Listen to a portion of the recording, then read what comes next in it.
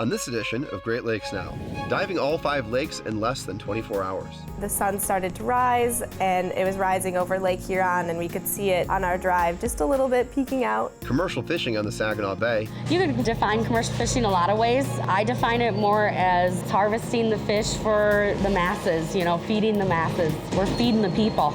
And is nature or mismanagement to blame for shoreline flooding around Lake Ontario? This program is brought to you by the Fred A. and Barbara M. Erb Family Foundation, Lori and Tim Wadhams, the Richard C. Devereaux Foundation for Energy and Environmental Programs at Detroit Public Television, the Polk Family Fund, Eve and Jerry Young, the Americana Foundation, the Brookby Foundation, and the Consumers Energy Foundation is committed to serving Michigan, from preserving our state's natural resources and sustaining our future, to continuing business growth, academic achievement, and community involvement. Learn more at consumersenergy.com/foundation. and viewers like you. Thank you. Hi, I'm Ward Duttweiler. Welcome to Great Lakes Now. PADI is the Professional Association of Diving Instructors, and in 2015, thousands of divers around the world participated in the first PADI Women's Dive Day. The following year, a group of women in our region decided to get involved. Shortly before midnight on July 15, 2016, 15 divers gathered on the Lake Superior shoreline and prepared to dive a shipwreck just offshore. Even though it's a shallow wreck, this is still Lake Superior. This is serious, serious business. As soon as you're ready, as soon as it's midnight at least, as soon as you're ready to get in the water, stick with your buddy and you can go ahead and get in. Midnight marked the beginning of PADI Women's Dive Day 2016. We learned about PADI Women's Dive Day and we thought, how could we participate? What could we do? It's an international day to celebrate women diving. I do believe 65 countries are involved with different events, and this is our event that we're doing for Michigan. We're inviting everybody to come out. Whether you're a diver or not, whether you're a snorkeler, whether you're a man or a woman, come out and celebrate with us women in diving. Women's PADI Dive Day and that Big 5 dive will show other women that are interested in diving that if these women did 5 dives in 24 hours, I can do 1 on a trip. As part of the Big 5 dive, we're going to scuba dive all 5 Great Lakes in less than 24 hours. On 4 of the sites, we will be exploring shipwrecks, and in the 5th site, we'll also be exploring a sunken historic hotel dock. At the stroke of midnight, the Lake Superior dive began at Pendles Creek in Michigan's Upper Peninsula. The site's history is mysterious. It's known only as the Pendles Creek Shipwreck.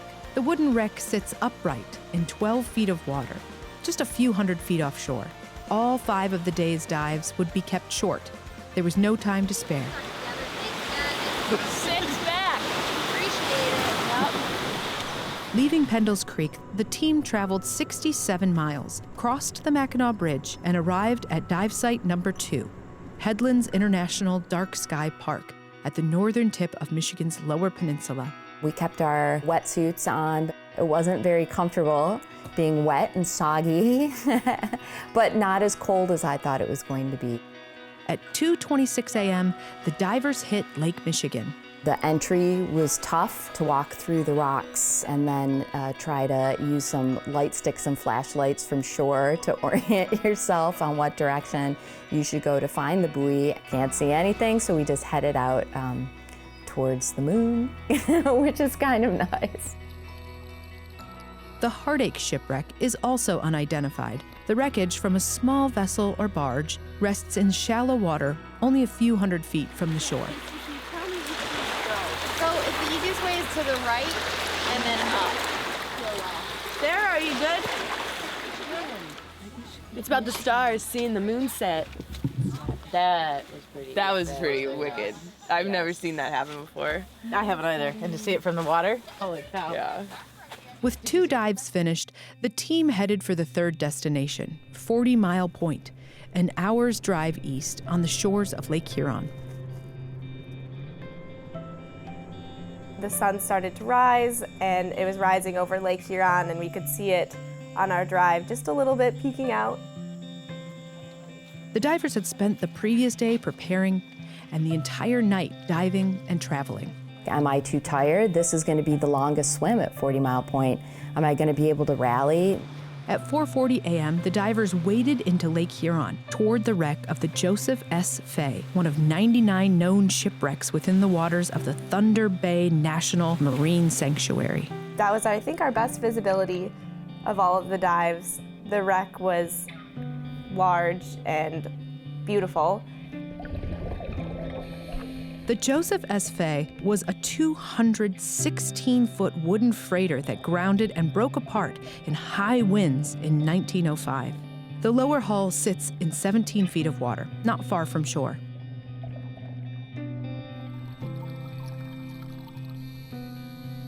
We went down and the sun hadn't come up yet, but the clouds were like pink.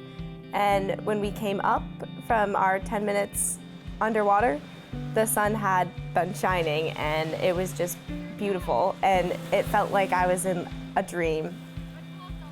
Probably the longest part of our trip was ahead of us, but we had the intense part behind us. 3 dives and 3 legs of the trip were complete, but Lake Erie and Lake Ontario still lay ahead. Next came the longest drive of the day, 381 miles from 40 Mile Point to the town of Avon Lake, Ohio. The divers were running an hour behind schedule, and Lake Erie was offering up 2-foot waves. 2-footers doesn't sound bad, but when you're down at the level of the water and you've got rocky breakwater there to crash your head against, 2 feet can be pretty intimidating and it can be unsafe. At 3:51 p.m., the divers went into Lake Erie aiming for the wreck of the Penelope, a 74-foot steam-powered tugboat that caught fire and sank in 1909. Once the divers were able to get past the breaking waves and out into the lake a little bit, it calmed down and it made it a little bit easier to navigate. The visibility, though, was really poor because of the wave action and the wind. It had really brought up the sediment, and so it was pretty murky down there. You got to see a little glimpse of a wooden shipwreck, but certainly not the entire site. With Lake Erie down, the end was within reach. But the divers were running over 2 hours behind schedule and still faced a 4-hour drive to Olcott, New York. I had slept, I think, maybe 2.5 hours at this point. Some people got lost. Some people ended up in Cleveland. Since we were delayed, this dive, which was not supposed to be a night dive, it was supposed to be more of a twilight dive, it turned into a night dive. With less than 2 hours remaining in the day, the dive team arrived on the shores of Lake Ontario for their final dive. So up here, there used to be the historic hotel of Olcott, New York. Since the hotel was razed, the docks have also are no longer in use. The divers' goal, the remains of a concrete pier about 500 feet offshore.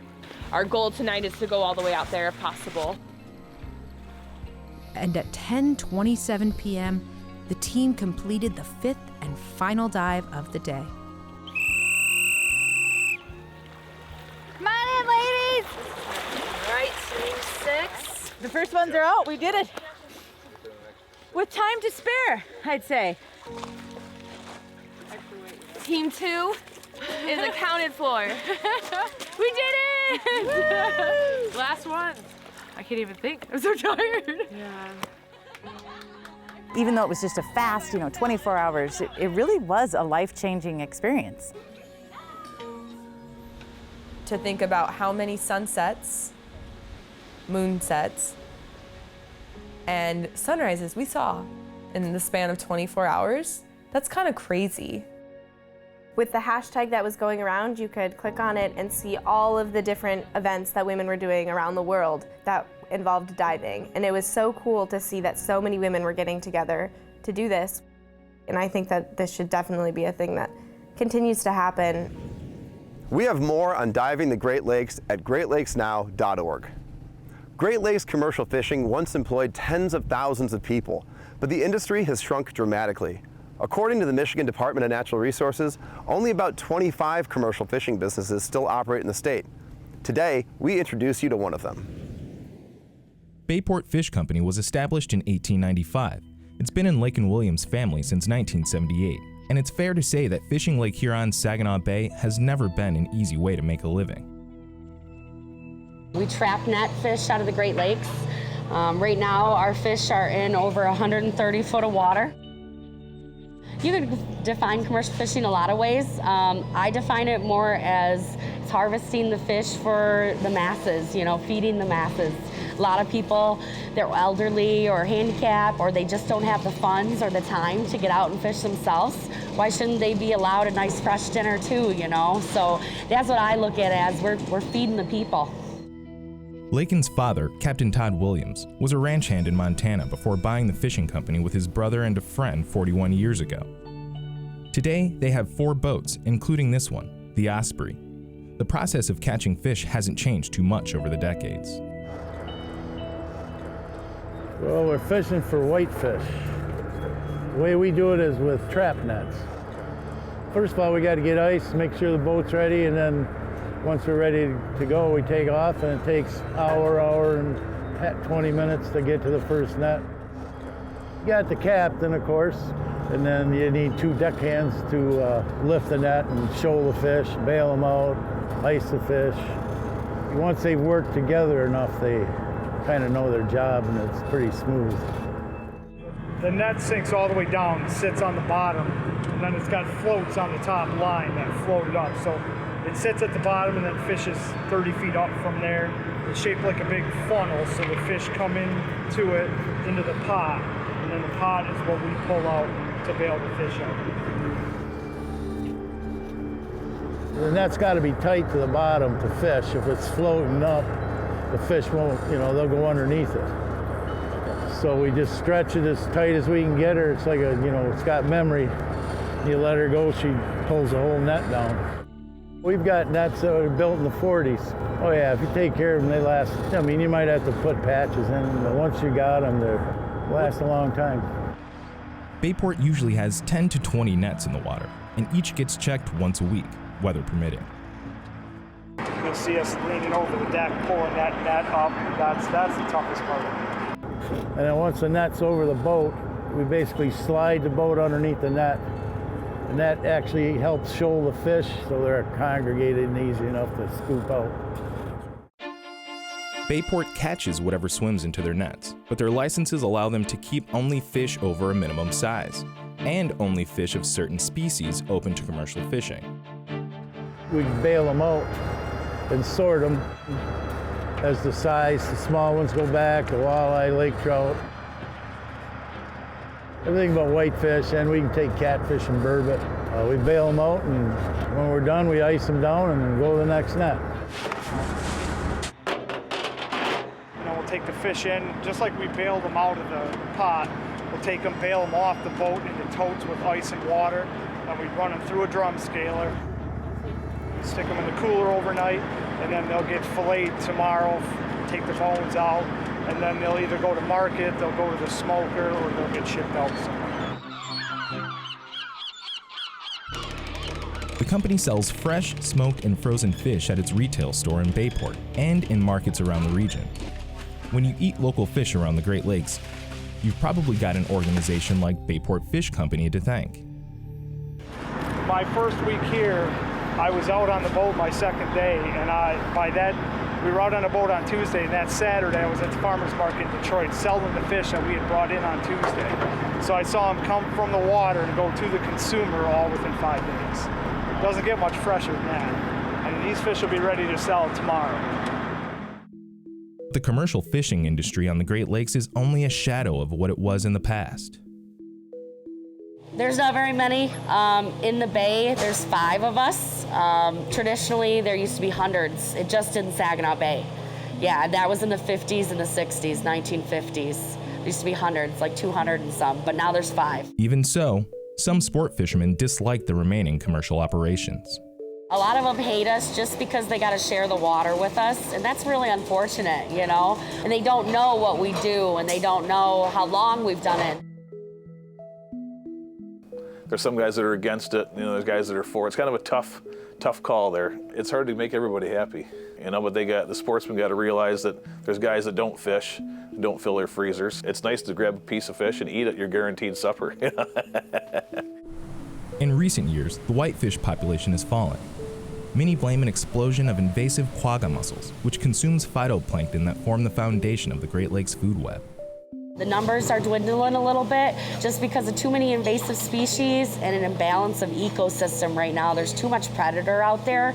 There's no prey at all, no food, right? But we're still making it. We just had to adjust our business a little. We have to sell more retail than we've ever sold before, but hey, we're still here, so that's all that matters. There's a lot of walleyes here, a lot of lake trout here too. And that's a lot of the reason why there isn't any perch here, because that's what's eating the perch is the lake trout and the walleyes. Even after 4 decades, Lakin doesn't think her father would ever want to do anything else. Honestly, his favorite part has got to be the reward at the end of the day going home. You know that you got up, you did a hard job, and you did it. You got it done, you fed the masses, you cleaned up, you shipped everything, you sold it all, and the next morning you might have to wake up and start it over. I think that's what he loves, you know? It's just a never-ending position that always needs him. You know, I like to fish. The opportunity came. It appears a pretty cool job, and yes, it still is.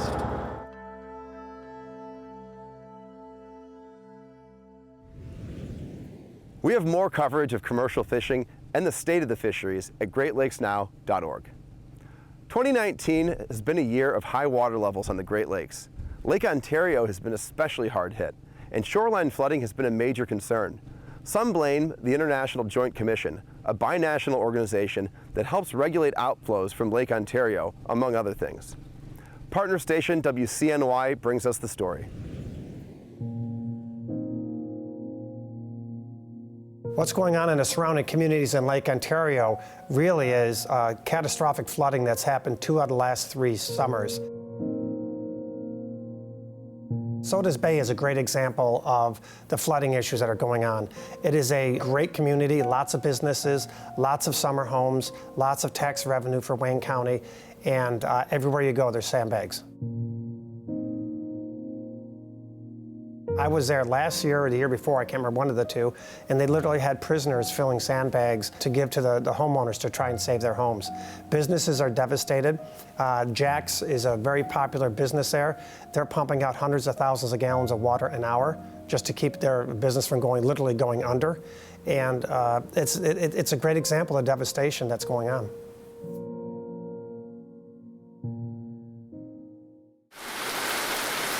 After record-breaking amounts of rainfall during the spring of 2019, communities on the Lake Ontario shoreline experienced flooding causing millions of dollars in damages.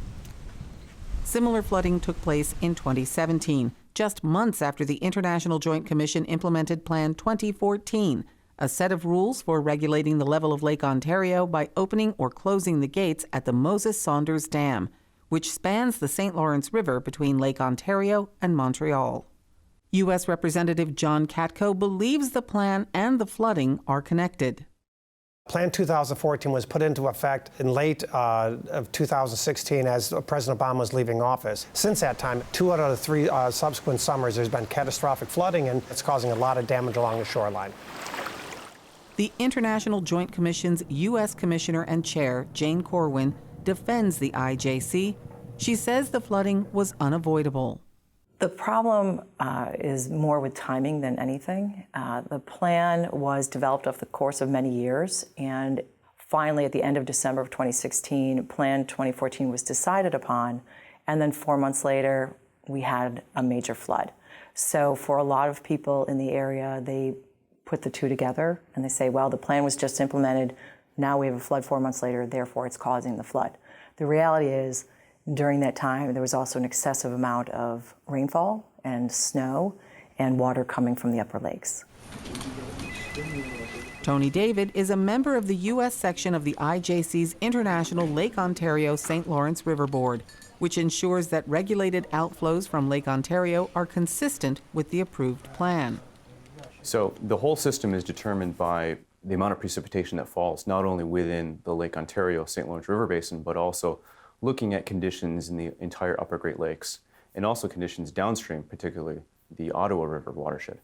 So it looks at all of the precipitation, and that's how it calculates an outflow.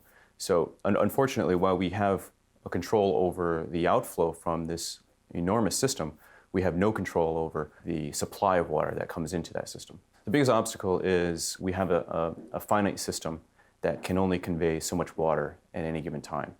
And when we're dealing with supplies that are in excess of the capacity of the system, there's just no place to put the water. And so the unavoidable outcome is that Lake Ontario levels must rise. Syracuse University professor and climate change expert Charles Driscoll examines the effects of climate change on the Great Lakes. Climate change affects the water cycle, and so it affects the quantity of precipitation, the distribution of precipitation, and it also increases the variability. So weather going forward is going to be much more variable. We've seen that over the last decades. Some people may remember back to 2013, the water levels were very, very low in Lake Ontario. People were blaming climate change for the low water levels because of increases in temperature. That results in increases in evaporation. But now we're seeing a reversal of that, and we're seeing high water levels. And that's because of very large quantities of precipitation that we've been experiencing. Plan 2014 has caused, I think, a lot of the problem. Some will tell you that it's just global warming. Some will tell you it's just a coincidence that we've had these terrible rain seasons, but they're nowhere near what they were before when they caused a lot of flooding. So climate change just doesn't happen overnight. You don't go from not having catastrophic flooding for 90 years in an area to having it twice in 3 years. Plan 2014 has absolutely contributed, in my mind. The IJC contends that the cause of the recent flooding is simple: too much water. The plan says that we have to consider the riparians upstream and downstream together, meaning we can't flood one end of the system to the expense of another. If you have flooding downstream in Montreal, you can't open the gates more and let too much water out too fast, because then you're flooding Montreal even more. Unfortunately, we just had so much rain and snow coming here in the Lake Ontario area, but also in Minnesota and Michigan and all those other upper Great Lakes, and all that water is coming down to Lake Ontario. During the summer of 2019, regulated outflows discharged a peak number of 10,400 cubic meters per second, which is the highest sustained outflow in the history of operation. It tied the same rate of discharge from 2017, the previous high water event, but we actually sustained that outflow for a longer duration this year in 2019. The theoretical channel capacity for regulated outflows is 11,500 cubic meters per second. That's never been tested. They've come close to that for very brief periods of time, but the consequences of it were dire. We're looking at risking channel stability, we're looking at new places of erosion, we're looking at jeopardizing the structural integrity of some of the infrastructure. Weather is changing at unprecedented rates that we've never seen in human history, maybe not in Earth history. So it's hard for us to adapt to that very, very rapid changing conditions. I believe that the climate is changing quickly, so it's something that needs to be addressed, and that's why we will have our Adaptive Management Committee look at that and study that and consider Plan 2014 in terms of these new weather scenarios. For those on the shoreline and for Congressman Katko, change can't come soon enough. We are putting an extraordinary amount of pressure on the Joint Commission to do their job and to make sure that this flooding ceases. But could a different plan have prevented the flooding of 2017 and 2019? The IJC says no. The International Joint Commission cannot control the lake levels. There's too much water coming from so many other places that we can't control it to the extent that people would like. If you have to put a blame on someone, the blame is us. We have more than 7 billion people in the world. We're probably going to increase to 11 billion. But I think we are a smart people and we're a resilient people, and I think we can deal with this issue. I think we can look at it as an opportunity. It's an opportunity to transition our infrastructure. It's an opportunity to transition our energy systems for the better. For more about this year's high water levels, go to greatlakesnow.org. Finally, we'd like to introduce you to Dr. Catfish. At least that's how she's known on Twitter.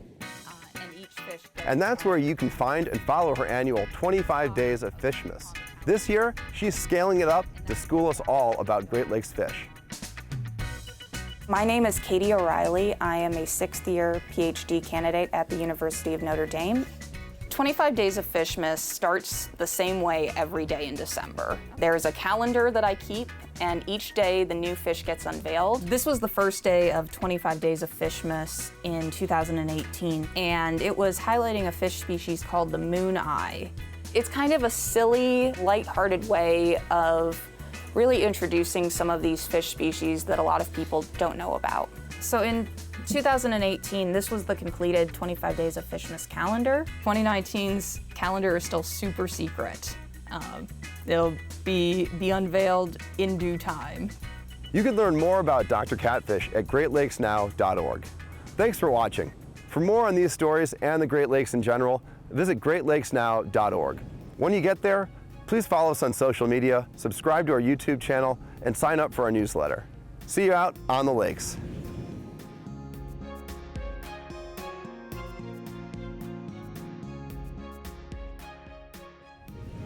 This program is brought to you by the Fred A. and Barbara M. Erb Family Foundation, Lori and Tim Wadhams, the Richard C. Devereaux Foundation for Energy and Environmental Programs at Detroit Public Television, the Polk Family Fund, Eve and Jerry Young, the Americana Foundation, the Brookby Foundation, and the Consumers Energy Foundation is committed to serving Michigan, from preserving our state's natural resources and sustaining our future, to continuing business growth, academic achievement, and community involvement. Learn more at consumersenergy.com/foundation.